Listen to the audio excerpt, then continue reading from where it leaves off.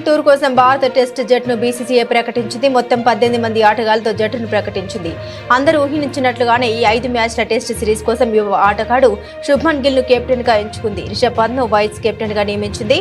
June 20 నుండి August 4 వరకు ఈ సిరీస్ జరగనుంది. రోహిత్ శర్మ, విరాట్ కోహ్లీ రిటైర్మెంట్ తర్వాత భారత్ ఆడబోయే మొదటి ద్వైపాక్షిక సిరీస్ ఇదే. ఇక విరాట్ కోహ్లీ, రోహిత్ శర్మ లేకపోవడం భారత జట్టుకు పెద్ద లోటేనని team India head coach Gautam Gambhir అన్నారు. కానీ మిగిలిన ప్లేయర్లకు మంచి అవకాశమని గౌతి పేర్కొన్నాడు. ఆట ఎప్పుడు మొదలు పెట్టాలి, ఎప్పుడు ముగించాలనేది పూర్తిగా ఆటగాళ్ల వ్యక్తిగతం.